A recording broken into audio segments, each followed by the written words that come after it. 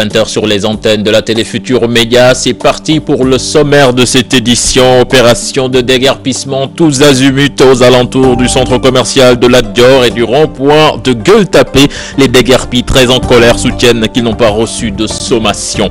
La médiation de Sidi Lamine Niasse vue par la classe politique au PDS, on soutient que Macky Sall devrait directement s'adresser à Abdoulaye Wade. Pour les apéristes, le chef de l'État prendra toutes ses responsabilités. Éradiquer l'anémie chez les nourrissons au cœur d'un programme initié par la cellule de lutte contre la malnutrition. Au Sénégal, 72% des enfants âgés de 6 à 23 mois souffrent de ce problème. À suivre en fin d'édition, le dossier santé qui s'intéresse à l'énurésie, une pathologie gênante qui touche certains adultes. Voilà le sommaire de ce journal. Les développements, c'est dans un instant.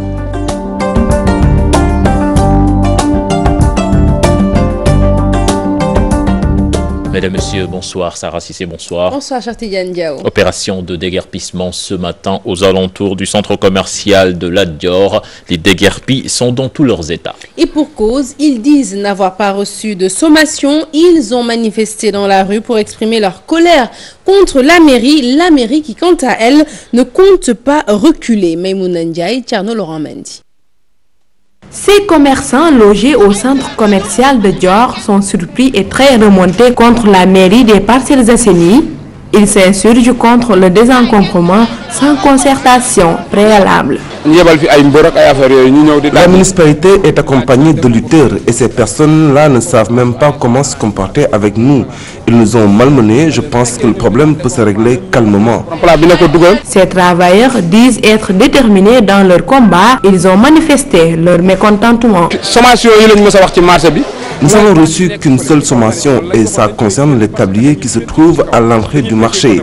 Actuellement, nous comptons aller jusqu'au bout. D'ailleurs, nous allons tenir une réunion dans la semaine. Le maire des Parcelles Assainies se veut formel. Les sommations ont été distribuées depuis belle lurette. Depuis presque 8 mois, nous leur parlons avant les élections. Après les élections, ils continuent à être réfractaires à l'ordre public, à réfractaire au cadre de vie, aux normes du cadre de vie. C'est-à-dire que quand je loue une cantine, je me limite aux limites de la cantine. Mais je ne peux pas louer une cantine et mettre plus de bagages contenus dans la cantine à l'extérieur. C'est pas possible. Sans compter que ces gens sont restés depuis 3 ans sans payer les taxes municipales. Mais tout ça, nous avons dit qu'il n'y a pas de problème. Donc pendant la tabaski, nous les avons avertis, mais nous avons dit qu'aujourd'hui, nous ne cherchons pas l'argent. Nous ne mettons pas l'argent en avant. L'argent ne nous intéresse pas. Ce qui nous intéresse, c'est que les gens puissent respecter les limites de leur cantine. La mairie des Parcelles Assainies ne compte pas s'arrêter en si bon chemin. L'opération de désencombrement va se poursuivre dans toutes les artères de la commune.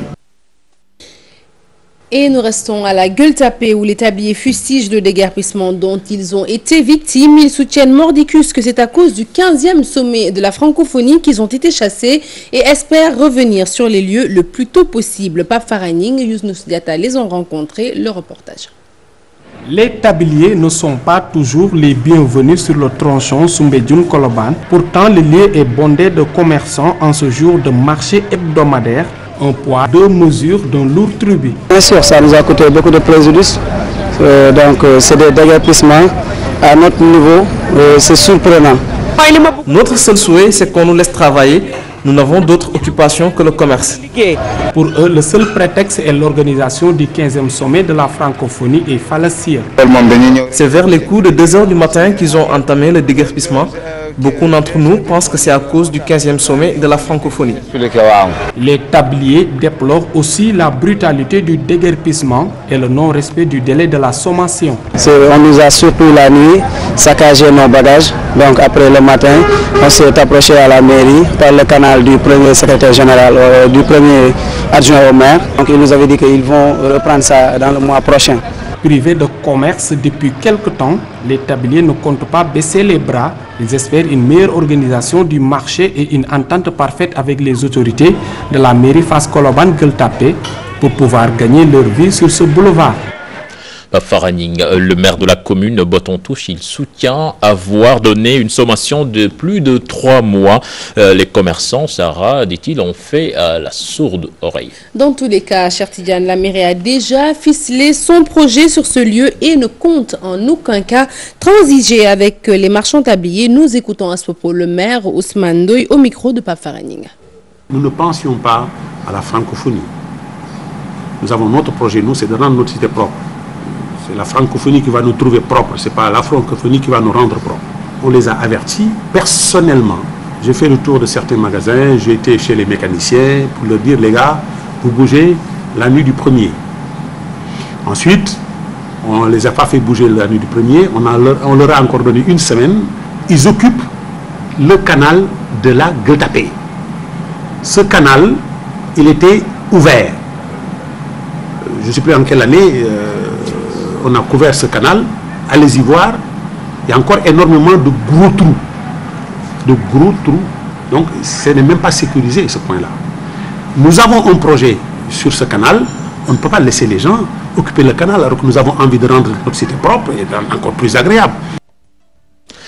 Les non-voyants plaident leur cause. Ils déplorent leurs conditions de vie à l'éducation de leurs enfants. Sarah pose également problème. Tout à fait, cher. Ces non-voyants fustigent également ce qu'ils considèrent comme un mépris du Premier ministre qu'il ne les aurait pas cités dans son discours de politique générale. Le compte rendu Ndembo Sissi et Modou Diop. Le deuxième congrès ordinaire a été l'occasion pour la convergence des aveugles de s'exprimer sur leurs difficiles conditions sociales. Sur le plan de l'emploi, par exemple, jusqu'à présent, les jeunes aveugles ont fréquenté toutes les écoles, ils ont accédé à tous les diplômes, à toutes les qualifications, mais sur le plan de l'emploi, ça pose problème. Le taux de chômage est très élevé au niveau des enfants, des jeunes aveugles qualifiés. Il y a aussi le fait que, par exemple, jusqu'à présent, notre association n'a pas eu l'honorable privilège de rencontrer en audience le président de la République. L'éducation des enfants non-voyants fait partie des préoccupations. Il y avait au Sénégal, dans le cadre de l'enseignement spécial des aveugles, une école spéciale qui est à Thiès. Cette école aujourd'hui ne peut pas prétendre régler le problème de la scolarisation des enfants, eu égard à sa capacité d'accueil fortement limitée. Donc maintenant, l'autre alternative, l'autre offre pédagogique, c'est l'enseignement inclusif. Donc maintenant, l'association des aveugles a pour obligation de montrer que, par exemple, il n'y a pas que l'école spéciale pour l'enseignement des aveugles, mais aussi il y a une autre offre pédagogique qui est l'enseignement inclusif. Ils dénoncent également leur omission dans la déclaration de politique générale du Premier ministre. On n'a pas parlé des personnes handicapées, alors qu'on s'attendait à ce qu'on définisse la place des personnes handicapées dans le cadre du PSE. Ça n'a pas été dit. Ces handicapés visuels mènent un combat pour une meilleure considération dans une société à laquelle ils se réclament à part entière. Et nous restons avec ce congrès. La réponse du côté des autorités ne s'est pas fait attendre. Le représentant de l'État, Mamadou Fati, balaie ses accusations d'un revers de main et défend le patron du gouvernement. Et le chef de l'État, le chef du gouvernement, donc, n'a omis aucun secteur de la vie de Mamadou Lamine Fati, représentant du ministère de la Santé. Je vous propose de l'écouter au micro de Ndembo Sissi. Le Premier ministre, au cours de sa déclaration de politique générale, a bel et bien pris en compte les personnes handicapées parce que je pense qu'il a parlé de la mise en œuvre de la loi d'orientation sociale et notamment de la production de la carte d'égalité des chances. Et cette carte d'égalité des chances est un mécanisme global, un système de protection qui va offrir aux personnes handicapées, y compris les non-voyants, des avantages multiformes dans le domaine de la santé, dans le domaine de la formation, dans le domaine de l'emploi, de la microfinance, dans le domaine de l'appareillage et d'autres avantages jugés pertinents par les décideurs. Et nous parlons de tout à fait autre chose, du monde de l'enseignement. En point de presse ce jeudi, le secrétaire général du Sud-Est s'insurge contre la non-implication de son syndicat dans le suivi des accords signés avec le gouvernement, accords signés en ce début d'année. Et le syndicat unitaire et démocratique des enseignants du Sénégal exhorte les autorités à mettre en place les dispositions pour une concrétisation du concept Oubitei Djangatei. Amadou Diaouné, le secrétaire général du Sud-Est, est au micro d'Aminata Mbaresso. de la rentrée, nous avons constaté que vraiment, comme de coutume, il n'y a pas encore eu la rupture. Parce qu'il y a un démarrage très tardif des cours dans la plupart des établissements. Et bien que une partie de la société civile, à savoir la COSYDEP et le M23, ait lancé un slogan très pertinent, Ubitei Djangetei. Nous pensons que le gouvernement, comme les autres acteurs du système, doivent se retrouver pour opérationnaliser ce slogan-là. Une année scolaire apaisée pour nous, c'est qu'il y a des comportements de la part du ministre de la République qui doivent cesser. On ne peut pas concevoir que le ministre de la République refuse de répondre à un courrier, ne serait-ce que par courtoisie républicaine. Surtout un courrier récurrent. On ne peut pas concevoir aussi que le ministre de la République refuse de recevoir en audience des organisations syndicales. Nous parlons politique à présent. La médiation de Sidi Lamine Niasse fait réagir la classe politique. Les libéraux pensent que le chef de l'État devrait s'adresser directement à son prédécesseur. Du côté de l'APR, on demande plutôt aux défenseurs des droits de l'homme de s'adresser à l'opposition. Salimata Osek. Entamée par le président directeur général du groupe Walfadjri ne laisse pas de marbre le PDS. Toutefois, les libéraux estiment que Macky Sall pouvait mieux faire. Le président Macky Sall n'avait pas besoin d'avoir vraiment quelqu'un d'interface pour concilier les positions entre l'opposition et le pouvoir. Parce que la Constitution lui donne l'opportunité de le faire, parce qu'il y a ce qu'on appelle le statut de l'opposition. Et tout le monde sait aujourd'hui que le Parti démocratique sénégalais est le principal parti de l'opposition. Pour le président du groupe parlementaire Benno Bokk Yakaar, les défenseurs des droits de l'homme doivent faire entendre raison au PDS. Je crois que les bien-pensants quand même des droits de l'homme doivent rappeler le PDS à l'ordre. Tout le monde sait que ce que Blaise Compaoré a voulu faire au Burkina Faso, c'est en fait, il a été inspiré par Abdoulaye Wade. Tout le monde se souvient du 23 juin. Donc je crois que franchement, la vérité, c'est qu'on doit dire au PDS de cesser ses postures putschistes. Pour ce qui est du meeting, chacun tire de son côté. Il ne nous effleure même pas un seul instant, franchement, de renier à notre meeting, de revenir en arrière à notre meeting. Nous considérons que c'est un droit constitutionnel. Nous exerçons ce droit-là. En ce qui le concerne, le président de la République prendra toutes ses responsabilités et lui, son gouvernement et sa majorité nous ferons face à toute tentative de remettre en cause l'ordre constitutionnel dans notre pays. Le vent de la polémique souffle toujours sur l'opposition et le pouvoir sur le meeting du 21 novembre. Toutefois, les médiateurs fusent de partout pour tenter de trouver une solution à l'amiable. Après avoir expérimenté le système Gainé, la douane sénégalaise veut aller plus vite dans les opérations. Désormais, les commerçants et autres transitaires n'auront plus besoin de paperasse.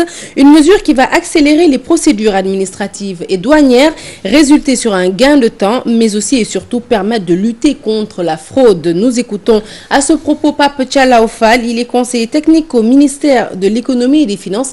Ses propos sont recueillis par Khady Atala.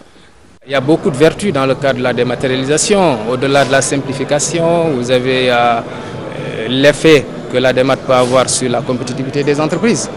Parce que si en fait une entreprise, au lieu de perdre, comme on l'a dit tout à l'heure, 18 jours, ce qui avait cours auparavant, si aujourd'hui en 3 jours il peut disposer de sa marchandise et même moins, je crois quand même qu'en termes de temps, mais également de trésorerie, c'est vraiment intéressant pour l'entreprise.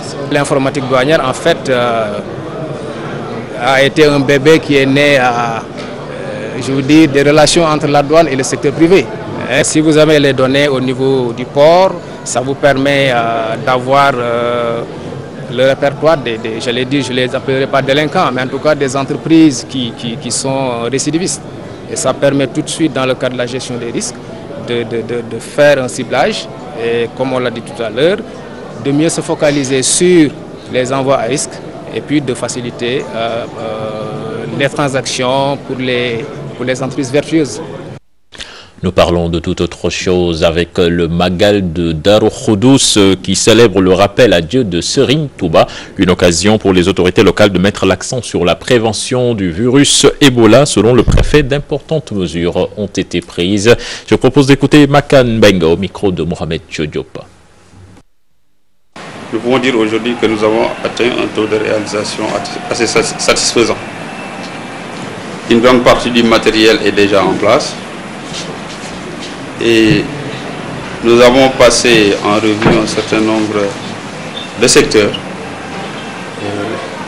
parmi lesquels donc, on peut citer donc, celui de la fourniture d'énergie électrique, donc celui de l'approvisionnement en eau, mais également les secteurs de la sécurité, de la santé, de l'hygiène, de l'assainissement, etc.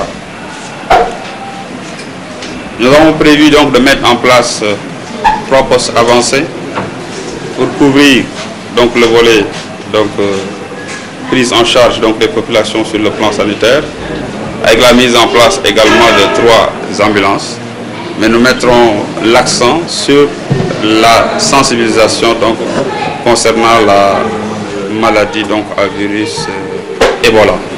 Je vous le disais en sommaire, donc le lancement de la stratégie de fortification des aliments à domicile, donc par la cellule de lutte contre la malnutrition. L'objectif est d'éradiquer l'anémie des enfants âgés de 6 à 23 ans. Compte rendu signé Fatidian et Diafaraba. Fortifier les aliments à domicile afin d'améliorer le statut nutritionnel des enfants âgés de 6 à 23 mois. Une stratégie qui vient à son heure. Au Sénégal, les carences en micronutriments sont un problème de santé publique. Près de 72% des tout-petits souffrent d'anémie. Et la carence en micronutriments représente vraiment cette faim cachée. C'est ce que nous appelons la faim cachée. Et tout à l'heure, 71% de ces enfants âgés de moins de 5 ans ont justement cette faim cachée. Tous les sites de nutrition communautaire sont concernés. La stratégie de fortification des aliments ambitionne de toucher 250 000 enfants. Les sites dont j'ai parlé tout à l'heure sont des endroits où les mamans viennent tous les mois pour que leurs enfants âgés entre 0 et 2 ans soient pesés. C'est ce que nous appelons le suivi promotion de la croissance. Donc à ce niveau-là, au niveau de ces sites, vous avez un personnel formé, des agents relais communautaires qui donc offrent ce service de pesée aux mamans donc, qui sont dans la zone d'intervention autour du site. Et c'est à l'occasion de ces pesées-là justement que ces poudres de micronutriments seront distribuées. 6 à 23 mois, une période cruciale de la croissance. La cellule de lutte contre la malnutrition et ses partenaires comptent accompagner les nourrissons durant cette période. Ce sont des enfants qui apparemment peuvent être bien portants, apparemment, mais qui souffrent de l'intérieur, qui ont justement ces carences, que ce soit en fer, iode ou zinc. La fortification des aliments à domicile, l'une des 4 stratégies mises en œuvre pour lutter contre la malnutrition. Sa cible prioritaire, le monde rural. Permanent syndical. Beaucoup en entendent parler mais ne cernent pas trop ce que renferme ce terme et son utilité dans une organisation. Justement, Mamadou Lamine Dianté et Mamadou Cissé, 2 syndicalistes, nous donnent plus de détails sur cette fonction. Aïssatou Païfal, Mohamed Dia. Permanent ou permanent syndical, les 2 termes se valent. Bureaucrate et fonctionnaire, le permanent est un syndiqué déchargé de toutes ses activités professionnelles. Mais quel est vraiment son rôle de membre dans la vie de l'organisation? Les dossiers des enseignants, parfois, connaissent des lenteurs dans le traitement. Et pour éviter que ces enseignants-là ne se déplacent tout le temps pour venir au niveau donc, de ces ministères pour s'occuper de leurs dossiers, le permanent syndical est chargé donc de prendre en charge la gestion donc, de ces dossiers. Un enseignant, donc, par conséquent, il a exactement les mêmes droits que les enseignants qui sont créés en mai. Les enseignants qui traînaient, c'était des enseignants qui ont été détachés au niveau de ces services pour activer les dossiers. Et c'est plus tard qu'il y aura des permanents qui ont été détachés au niveau des syndicats. Là, c'est pour gérer les syndicats à des degrés divers. Ils opèrent autant dans le privé que dans le public, mais les modes de fonctionnement diffèrent. Un responsable syndical qui est investi d'un mandat en général, ne peut pas concilier la gestion de ce mandat-là avec ses activités quotidiennes de travail. Ce qui fait donc qu'il ne travaille plus dans l'entreprise, bien qu'étant un agent de l'entreprise. Donc il n'a plus de salaire au niveau de cette entreprise-là. Il revient maintenant à son syndicat de le prendre en charge au plan financier, au plan salarial. Mais évidemment, au niveau des syndicats d'enseignants, cela n'est pas autorisé. Un syndicat n'a pas le droit de payer un salaire à un agent de l'État. Depuis lors, son statut a évolué légèrement. Sa relative efficacité dans le travail fait qu'il arrive à survivre. Je crois qu'il y a lieu aujourd'hui de regarder le permanent syndical d'un tout autre œil. Si vous visitez un peu les sièges des syndicats, vous verrez l'immensité du travail que font les permanents syndicaux jour et nuit pour prendre en charge les préoccupations des enseignants. Mais comme nous l'avons dit encore, surtout pour continuer à les maintenir en poste. Coordination, revendication, prise en charge, négociation, les maîtres mots du permanent syndical. Il continue de jouer un rôle décisif dans la prise de décision et se consacre à la vie de l'organisation.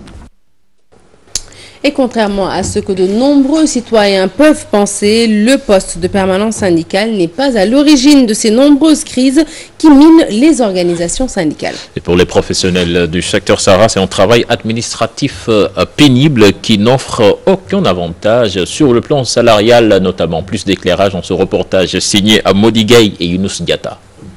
Le permanent syndical est un travail administratif qui requiert une certaine aptitude de par sa mission. Un poste souvent convoité, mais qui est loin de réserver des privilèges. L'enjeu, c'est qu'on n'est plus dans les contraintes de la profession qu'on doit exercer pour l'État. Là aussi, même si on ne monte pas à 8 heures pour faire le travail au niveau syndical, mais il peut arriver qu'on continue à travailler jusqu'à 21 heures, par exemple. Alors que ce travail aurait dû être fait par un personnel payé par le syndicat.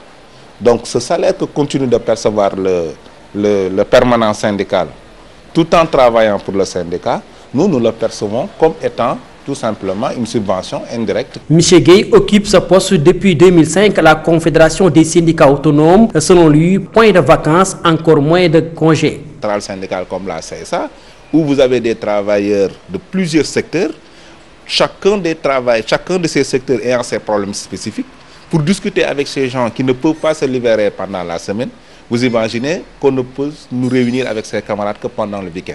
Est-ce que ça peut amener des crises à l'intérieur des syndicats parce qu'il y a plusieurs prétendants pour devenir permanent? Non, je crois qu'il y a les instances des syndicats qui tranchent pour qui doit devenir permanent, si évidemment il bénéficie d'un poste de permanent. Concernant la question des crises notées dans les formations syndicales, nos interlocuteurs sont catégoriques. Les postes de permanents ne sont pas à l'origine. Non, du loolu leneen moo indi loolu mais du vraiment affaire permanence. Au Sénégal, on note une pléthore de syndicats d'enseignants, une floraison qui s'explique selon certains syndicalistes pour plusieurs raisons, comme vous allez le voir dans ce reportage signé Bintou Louma. On constate une pléthore de syndicats dans le secteur de l'éducation sénégalaise. Cet émiettement du mouvement syndical peut se justifier, selon le secrétaire général du CUSAMS. Les politiciens veulent contrôler les organisations syndicales. Ils cherchent à inféoder les organisations syndicales à leurs partis politiques. Et ce qui fait que donc, malheureusement, nous avons aujourd'hui beaucoup de syndicats. Et nous assistons à un émiettement du mouvement syndical enseignant. Le nombre de syndicats est également dû sur le plan juridique parce que la création d'un syndicat n'obéit pas à un régime d'autorisation mais à un régime déclaratif. Pour Youssou Touré, cette floraison des syndicats d'enseignants s'explique uniquement par le fait que chacun y voit son intérêt personnel. Les syndicats, c'est devenu de la facilité. À la limite même, c'est devenu pour quelques-uns un moyen de chantage. Donc de ce point de vue, et d'enrichissement même, et d'enrichissement. Le gouvernement sortant, celui qui était à la tête du ministère de l'Éducation, qu'est-ce qu'il n'a pas fait? Par rapport à des syndicalistes, qu'est-ce qu'il ne leur a pas donné? Même par rapport à des moyens logistiques. Vous savez, la corruption dans ce pays prend différentes formes. Conscient qu'il est nécessaire d'aller vers une refondation du mouvement syndical pour réduire le nombre, ces syndicalistes optent pour des élections de représentativité. On doit revoir et repenser l'action syndicale. C'est important. Mais il faut aussi que l'État ose prendre, comme je l'ai dit, le taureau par les cornes. Il faut qu'on organise des élections de représentants. Parce que là, beaucoup de responsables syndicaux comme Youssou Touré, on ne les entendra plus. Le mouvement syndical, un principe constitutionnel, cette pléthore de syndicats porte préjudice, d'où l'urgence d'une réduction des organisations syndicales pour mieux défendre l'école et les enseignants. À présent, le dossier du jour, c'est le dossier santé du jeudi. Il s'intéresse à l'énurésie, une maladie qui se manifeste par des pipis au lit chez certains adultes. Alors, quelles en sont les causes et les conséquences au plan social, mais aussi génital, et surtout, existe-t-il un moyen de le traiter? Les réponses dans le dossier du jour. Il est signé Mody Gueye et Adama Gueye. Énurésie ou pipi au lit, une pathologie en phase de devenir un problème de santé publique. amna ñoo xamne de ko nañu ay koko grand la da doon sawlal amna da ngay gis ñu la koy jammat man sa am ku ñoo wax mako su nekk nak dafa dem ba nekk mak xamal ne carrément li fièvre la ci mom. Et les avis sont partagés. Si la thèse du mauvais comportement est écartée par certains, d'autres évoquent un problème lié à des djinns. Dans nos sociétés, les personnes atteintes d'énurésie sont considérées comme des gens qui sont possédés.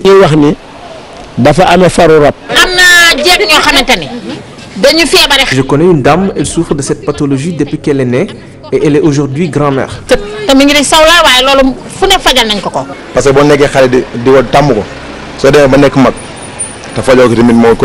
pour les spécialistes, il s'agit d'une maladie aux causes identifiées. Chez certaines personnes, la continence nocturne qui vous permet de dormir toute la nuit sans faire pipi au lit ou bien de vous réveiller au moment où vous sentez le besoin, ce mécanisme-là, ce processus-là est un peu plus long que chez les personnes normales, ou bien ce mécanisme-là est un peu perturbé en fonction d'autres facteurs qui peuvent être des facteurs organiques bien sûr.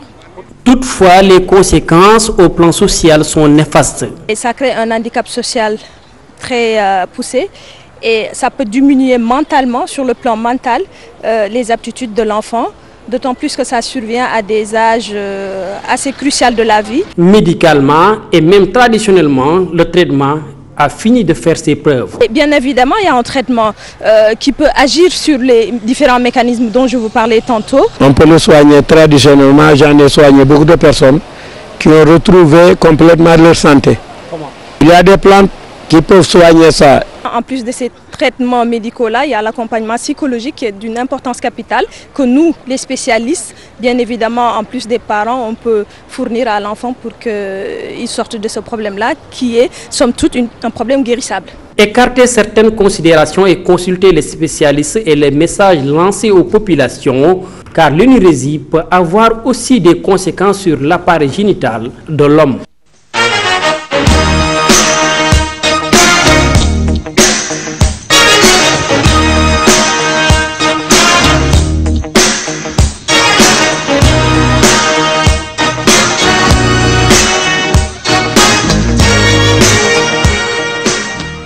Nous démarrons avec du football. Le Qatar se dit prêt à accueillir la CAN 2015 si la CAF le saisit officiellement. Pourtant, hier, les autorités qatariennes ont assuré qu'elles n'avaient jamais demandé à organiser la compétition. Mais ce jeudi, c'est le président de la Fédération de football du Qatar, Cheikh Hamad Ben Khalifa Al Thani, qui a affirmé que son pays était prêt à aider la CAF si aucun autre pays africain n'était capable d'organiser cette compétition. Sarah. Et la CAN, nous continuons d'en parler pour avoir demandé le report de la CAN 2015 à cause du virus Ebola. Le Maroc est privé de l'organisation et son équipe disqualifiée. Abdoulaye Thiam, journaliste, estime que le Maroc devait subir une lourde sanction de la CAF. Selon lui, reporter cette édition de 2015 est un coup dur pour le football africain. Reportage Mamadou Ndiaye et Younous Diatta. La CAN 2015 cherche encore un pays d'accueil à 2 mois du démarrage de la compétition. Le désistement du Maroc à cause de l'épidémie Ebola qui sévit en Afrique de l'Ouest est passé par là. Le royaume chérifien est en proie à une lourde sanction de la part de la CAF. Pour moi, le Maroc devrait s'attendre à des sanctions beaucoup plus lourdes que sa disqualification pour cette Coupe d'Afrique-là. Parce que n'oubliez pas qu'en 1996, pour des raisons moins graves, le dictateur Abacha avait décidé, parce que tout simplement il ne s'entendait pas avec les autorités sud-africaines à l'époque, Nelson Mandela, avait décidé de ne pas envoyer les Super Eagles qui étaient champions d'Afrique en titre en 1994. En 1996, ils ont refusé de les envoyer. La sanction immédiate, c'est la suspension du Nigeria. Bis repetita en 2010, je crois, en Angola, c'était encore beaucoup plus dramatique pour l'ensemble des férus du ballon rond. La personne n'a compris, mais il y avait l'immixtion, d'après la CAF, des autorités togolaises dans cette affaire de Cabinda. Et la CAF a été sans pitié. Le Togo a été suspendu de 2 compétitions. Un report de cette compétition pourrait porter préjudice au football africain. Selon Abdoulaye Thiam, sa crédibilité est en jeu. Je ne suis pas d'accord qu'on fasse la politique des Européens. Aujourd'hui, tous les Européens voudraient que la compétition de la CAF s'organise en été, ce qui leur permettrait de ne libérer les joueurs africains que pendant le mois d'été. Moi, à mon avis, ce ne serait pas une bonne chose pour la bonne et simple raison. Généralement, pour beaucoup de pays africains, l'hivernage ne rime pas très bien avec jouer le football pendant l'hivernage. Ce n'est pas une bonne chose pour beaucoup de pays africains. Prévu du 17 janvier au 8 février 2015, la Coupe d'Afrique des Nations est pour bientôt. La CAF tient au respect de cette date et plusieurs pays sont sondés pour l'organiser. Amadou Ndiaye, merci. En attendant, les Lions du Sénégal font tout pour participer à cette Coupe d'Afrique des Nations. Ils ont quitté Paris cet après-midi pour le Caire. Les supporters sénégalais, eux, hier sont venus assister à la séance d'entraînement des Lions du Sénégal. Ils affichent la confiance pour le prochain match et attendent des Lions une plus grande maîtrise dans le jeu et la gestion du timing pour ce match capital face à l'Égypte. Envoyés spéciaux à Paris, Mamfatou Ndoye et Hamza Diallo. Les supporters sénégalais ne doutent pas pour la rencontre Égypte vs Sénégal. En termes de potentiel, il n'y a pas photo entre les deux équipes. Là, je pense simplement que c'est une bonne opportunité de pouvoir se qualifier. Et là, il faudra vraiment se donner les moyens et se donner à fond pour arracher au minimum un match nul au Caire. Sinon, la victoire, il faut avoir la victoire. On va encore assurer comme d'habitude et surtout essayer de se qualifier dès le match contre l'Égypte. Voilà, moi je suis optimiste comme toujours et voilà quoi, je suis toujours derrière. L'équipe nationale du Sénégal également dispose de très bons joueurs qui jouent dans les plus grands championnats. Donc on n'a rien à envier aux Égyptiens et sur ce point, voilà, on peut faire quelque chose, quoi. Toutefois, il y a des points à améliorer en termes de jeu et de gestion de match. Je pense qu'on a plutôt un problème au niveau de l'attaque, au niveau de la finition. On l'a vu récemment contre la Tunisie. On a eu quand même pas mal d'occasions, mais on n'a pas su les concrétiser. Là, je pense simplement défensivement, on est solide. Au milieu aussi, ça va. Mais là, je pense que l'équipe doit se montrer quand même beaucoup plus entreprenante. Et c'est simplement de concrétiser les occasions qu'on aura. Je crois qu'on doit davantage améliorer le système du jeu, davantage faire circuler le ballon, voilà, insister sur le jeu parce que nous serons en face à des Égyptiens qui manipulent assez bon le ballon, qui sont de très bons footballeurs. Donc je crois que sur ce point on a les moyens de rivaliser avec eux. Ce que j'aurais à dire, c'est d'assurer les dernières minutes du match. Donc c'est ça, je dirais, la bête noire du Sénégal. Puissance défensive, stabilité dans le milieu, reste à concrétiser les occasions. Et là aussi, les supporters sénégalais attendent que leurs attaquants fassent parler la poudre. Moustapha Kamara, avocat et conseiller juridique, constate l'intérêt de plus en plus grandissant des agents européens pour les footballeurs sénégalais. Par ailleurs, l'avènement de plusieurs Olympiques dont Cheikhou Kouyaté et Pape Ndiaye Souaré dans la sélection A est un point positif d'Aliou Cissé et Karim Segadiouf à l'époque. Nous écoutons Moustapha Kamara au micro de Mamfatou Ndoye et Hamza Diallo. Depuis 2011, novembre, décembre 2011, quand Aliou Cissé a pris l'équipe olympique. Et c'est vrai que là, il y a eu un vrai travail quotidien qui a été effectué par Aliou. Le plus grand, en tout cas, groupement de joueurs. Aujourd'hui, on est presque à plus de 200 joueurs professionnels sénégalais dans le monde. Et puis aussi, je pense qu'aujourd'hui, il y a une jeune génération très talentueuse. Donc, ce qui fait qu'aussi, que ce n'est pas un hasard que les agents sportifs aussi soient là pour les approcher, oui. Voilà, c'était le dernier élément de ce journal. Merci Sarah. Merci cher, peut-être juste avant de se quitter, dire aux téléspectateurs qu'il vous reste un peu moins de 4 heures pour faire preuve d'affabilité. Aujourd'hui est célébrée la journée mondiale de la gentillesse. Voilà, merci Sarah. Prochain rendez-vous pour l'information, ce sera 0h avec le tout en image. Mais avant, tout à l'heure même, vous avez rendez-vous avec Mamadou Ibra Kane pour en plateau. Il sera question de débat de sujets d'actualité, notamment la déclaration de politique générale, le limogeage du procureur Alioune Ndao, etc. Excellente suite de programme en compagnie de la Télé Futurs Médias. Au revoir.